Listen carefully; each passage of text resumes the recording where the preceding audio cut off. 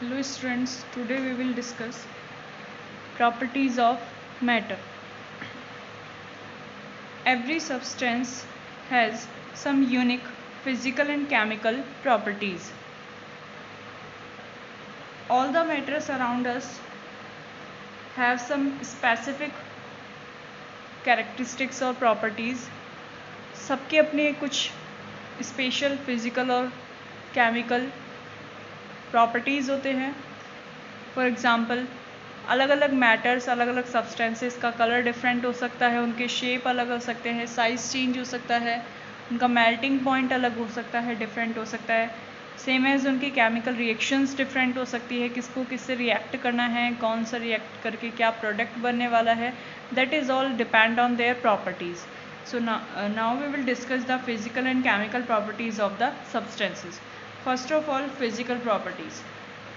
Those properties which can be measured or observed without any change in the identity of the substance, or we can say the constitution of the substance. That means एक ऐसी property जिसको identify करने के लिए हमें किसी substance की identity में, उसके कॉन्स्टिट्यूशन में कोई चेंज नहीं करना पड़ता, कोई डिफरेंसेस उसके अंदर नहीं आते हैं. वो सारी प्रॉपर्टीज़ किस में आती हैं? फिज़िकल प्रॉपर्टीज़ में कंबाइन होती हैं. For example colour of the substance, audio या smell of the substance, melting point, density, length, weight etcetera. Colour को हम जनरली उसको ऑब्जर्व कर सकते हैं. किसी भी सब्सटेंस या मैटर जो हमें गिवन है वो किस स्टेट में है, लिक्विड है, सॉलिड है या गैस है, ये उसकी फिजिकल प्रॉपर्टी है जिसको हम ऑब्जर्व मेज़र करके बता सकते हैं, ऑब्जर्व करके बता सकते हैं. सेम एज कलर कैसा है, उसका किस कलर का वो सब्सटेंस है उससे बताया जा सकता है.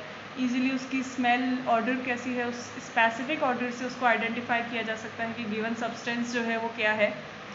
मेल्टिंग पॉइंट, डिफरेंट सब्सटेंसेस या डिफरेंट मैटर्स जो होते हैं उनके मेल्टिंग पॉइंट भी डिफरेंट होते हैं. कुछ सब्सटेंसेस ईजीली या एक लो टेम्परेचर पे ही मेल्ट होना स्टार्ट हो जाते हैं, सॉलिड टू लिक्विड कन्वर्ट होने स्टार्ट कर देते हैं. That means they have low melting point. Same as कुछ सब्सटेंसेस या कुछ मैटर्स जो है उनको मेल्ट करने के लिए हाई टेम्परेचर की नेसेसिटी होती है. तो जो भी इजेंशियल मेल्टिंग पॉइंट है वहाँ पे, जो इनिशियल टेम्परेचर है, that is it's melting point. And वो मेल्टिंग पॉइंट क्या हो जाते हैं? हाई मेल्टिंग पॉइंट हो जाते हैं, जहाँ टेम्परेचर बहुत ज़्यादा नेसेसरी होता है. सो इसको भी हम टेम्परेचर यानी थर्मोमीटर के थ्रू मेज़र कर सकते हैं. डेंसिटी, लेंथ एंड वेट, इनको हम जितने भी हमारे पास इक्विपमेंट्स होते हैं मेज़र करने के, उनसे इनको मेज़र किया जा सकता है. फॉर एग्जांपल लेंथ को मेज़र करने के लिए हम स्केल को यूज़ कर सकते हैं, या डेंसिटी और वेट को भी मेज़र करने के लिए मशीन के थ्रू हम उनको, जो मेजरिंग मशीन्स होती हैं उनसे हम उनको मेज़र कर सकते हैं. सो जनरली ऐसी प्रॉपर्टीज़ जिनको ऑब्ज़र्व किया जा सकता है, जिनको आप आउटसाइड से देख के उनको पहचान सकते हो, उनके बारे में बता सकते हो, या फिर किसी भी सिंपल फिज़िकल इक्विपमेंट के थ्रू आप उनको मेज़र कर सकते हो, वो सारी प्रॉपर्टीज़ किस में आती हैं? आपकी फिज़िकल प्रॉपर्टीज़ में आती है.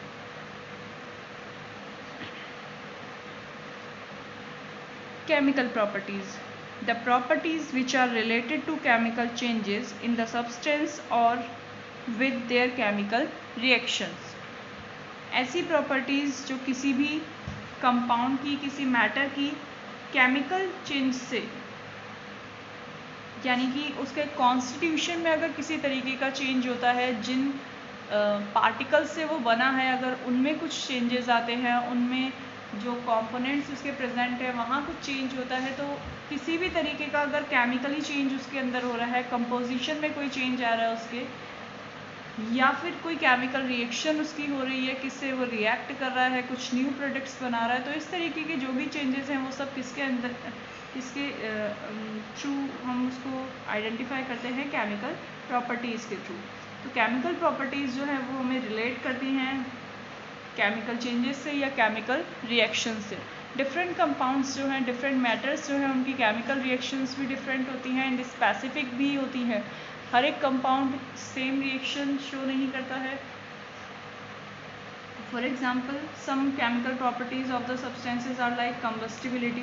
That means कोई भी substance जो है वो combustion show करेगा या नहीं, यानी कि वो burn होगा या नहीं, जलता है या नहीं जलता है, ऑक्सीजन के साथ react करके वो किस तरीके से burn होगा, कितनी amount में वो energy release करेगा, यानी combustion process जो है उसके अंदर किस तरीके से complete हो रहा है, ये उसकी chemical property है.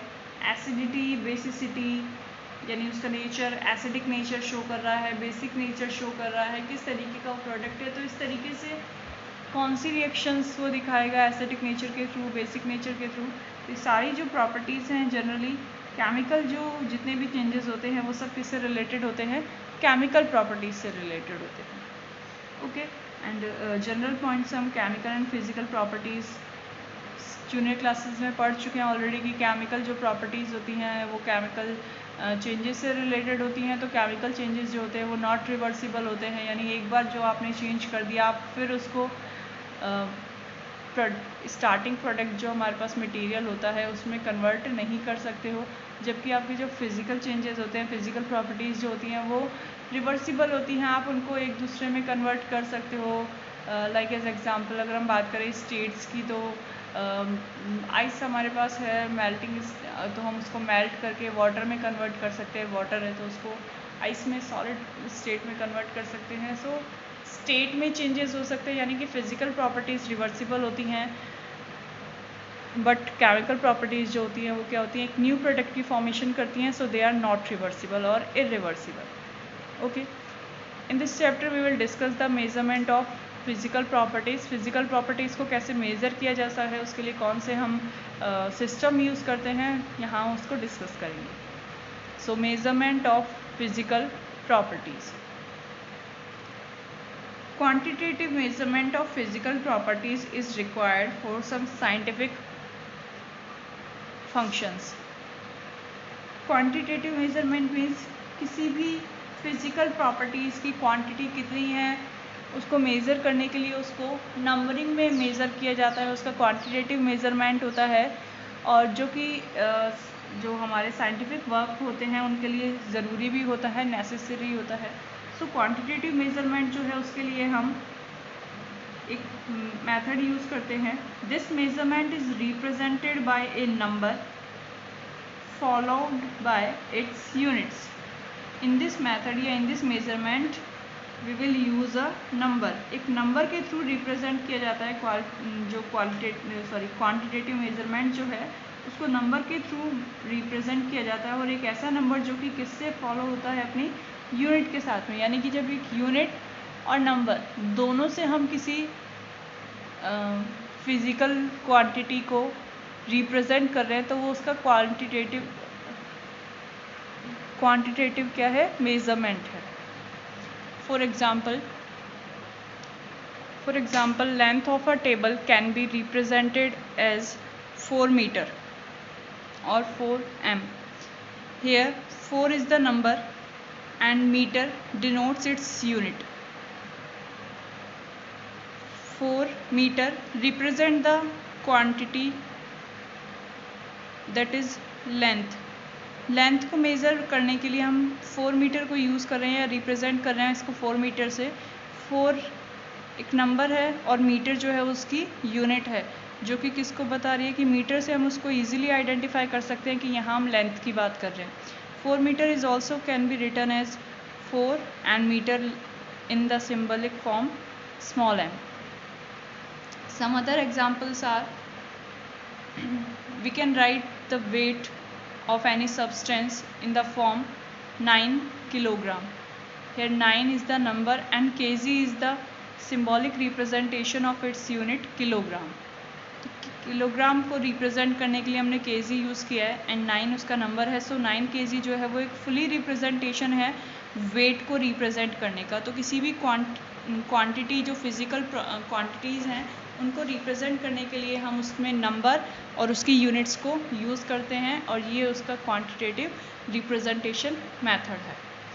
Like as 10 joule for work और energy, 2 newton for the force. Here the numbers 9, 10 and 2 are the numbers and kilogram, joule and newton are the units of the different quantities. Okay. At present we are using a different system for the measurement of physical quantities. Starting में अलग अलग systems use किए जाते थे किसी भी physical quantity को measure करने के लिए, बट फाइनली अगर हम एट प्रेजेंट की बात करें तो एट प्रेजेंट में हमारे पास जो सिस्टम यूज़ होता है that is the international system of unit, also known as SI system. International system of units, SI system. SI system एक ऐसा सिस्टम है जो ऑल ओवर वर्ल्ड चलता है. दैट मीन्स इंटरनेशनल लेवल पे वर्क करता है. अगर हम किसी भी वर्क या किसी रिसर्च को वर्ल्ड के किसी भी प्लेस पे जाके कंप्लीट करते हैं तो वहाँ यूनिट्स में कोई डिफरेंस नहीं आता है. सो अलग अलग यूनिट्स ना हो, चेंजेस ना हो, कोई किसी भी तरीके की जब रिसर्च होती है तो उसमें कोई साइंटिफिक वैल्यूज़ में चेंजेस ना आए. सो उसको डाउट्स को क्लियर करने के लिए एक ऐसा सिस्टम बनाया गया जो ऑल ओवर द वर्ल्ड एक ही रहे, सेम रहे. सो इंटरनेशनल सिस्टम यहाँ पे वर्क करता है जिसमें कुछ फिज़िकल क्वांटिटीज़ जो हैं उनके सिंबल्स को, उनकी यूनिट्स को फिक्स कर दिया गया है जिसके थ्रू आप किसी भी क्वांटिटी को मेज़र कर सकते हैं. The SI system has 7 base unit. SI system में 7 फिज़िकल क्वांटिटीज़ ली गई हैं और उनको बेसिक यूनिट्स उनकी डिसाइड किए गए हैं. ओनली 7 बेसिक यूनिट्स बनाए गए हैं. तो 7 फिज़िकल क्वांटिटी यहाँ पे ली गई है. फिज़िकल क्वांटिटी की अगर हम बात करें, पहली फिज़िकल क्वांटिटी है लेंथ. लेंथ SI यूनिट जो है इसकी फिक्स की गई है इंटरनेशनल सिस्टम के अकॉर्डिंग कि लेंथ को किस में मेज़र किया जाए, मीटर में. So SI unit of length is metre and metre can be written as small m. That means it is the symbol of SI unit. SI unit जो मीटर है उसको हम कैसे रिप्रेजेंट करते हैं, स्मॉल m से. Second physical quantity is mass. Mass means weight, you can say it's weight. Weight जो है उसके लिए हम किसको यूज़ कर रहे हैं, kilogram. Kilogram can be written as kg, capital K small g एक साथ. टाइम, तीसरी फिजिकल क्वांटिटी है time. Time is measured in second. Second is the SI unit of time and represented by small s. Fourth physical quantity is electric current. Electric current, it's unit is ampere and represented by capital A. Next physical quantity is temperature measured in Kelvin and symbolic जो representation है unit का वो है capital K. Amount of the substance, यानी कि कोई substance कितनी amount में प्रेजेंट है, एक तरीके से उसकी हम क्वांटिटी की बात कर रहे हैं तो यहाँ क्वांटिटी जो मेजरमेंट है उसके लिए यूनिट यूज़ होती है mole. Mole can be represented at small letter in small letters MOL. And the last physical quantity is luminous intensity that is measured in candela. यानी कि SI यूनिट जो है फिजिकल क्वांटिटी की वो है candela and it is represented as CD, small letters. So here are the some 7 physical quantities and their basic units which are fixed in international systems. By this we can easily generate the units of other quantities and that quantities which are depend on the physical basic physical quantities, those quantities are known as derived quantities. यानी कि यहाँ पे हम कुछ derived functions जो हैं उनको भी यूज़ करते हैं. derived quantities भी हैं जिनके बारे में हम आगे डिस्कस करेंगे. मेज़रमेंट ऑफ प्रॉपर्टीज़ के बेसिस पे हम फिज़िकल क्वांटिटीज़ की जो यूनिट्स हैं उस अकॉर्डिंगली उनको 2 पार्ट्स में डिवाइड कर सकते हैं. Some fundamental units and derived units. Fundamental units are the properties which can not be derived by other properties are called fundamental properties. ऐसी प्रॉपर्टीज़ जिसे हम किसी अदर प्रॉपर्टी से डिराइव नहीं कर सकते हैं. डिराइव करने का मीन्स उस दूसरी प्रॉपर्टी से हम उस प्रॉपर्टी को जनरेट नहीं कर सकते हैं, बना नहीं सकते हैं. That are known as fundamental properties.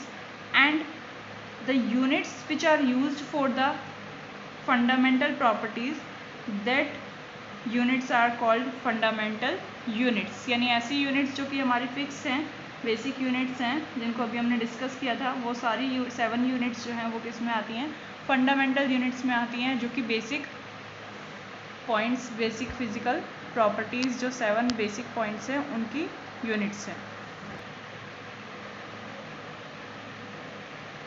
These are the fundamental properties, their symbols, the units and units के symbols। Okay, now next the derived units।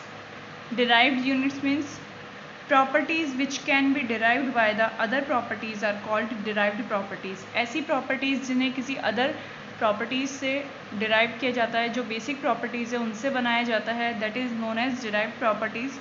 और इन derived properties के लिए हम जिस units को use करते हैं that are known as derived units।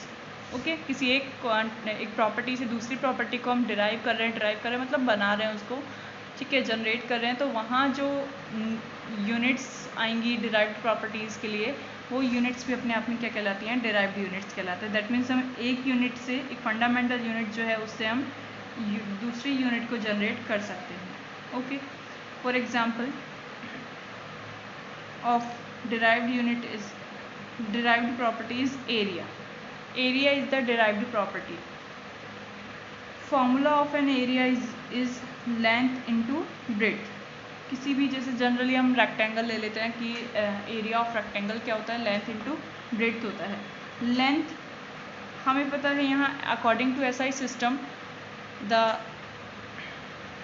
Unit of length is metre, so we can write in the place of length metre. Breadth भी अपने आप में एक तरीके की लेंथ ही होती है, तो उसकी यूनिट भी क्या होगी, मीटर होगी। So finally metre into metre, so it becomes metre square. So metre square is the unit of area and this metre square is derived from the basic units। so these meters are fundamental unit but meter square is the derived unit। Okay, that means अगर हम किसी fundamental unit को use करके कुछ नई units generate कर रहे हैं, तो वो जो नई यूनिट्स हैं वो अपने आप में क्या कहलाती हैं, डिराइव्ड यूनिट्स कहलाती हैं। So area is a derived property and metre square is the derived unit of this property area. Okay,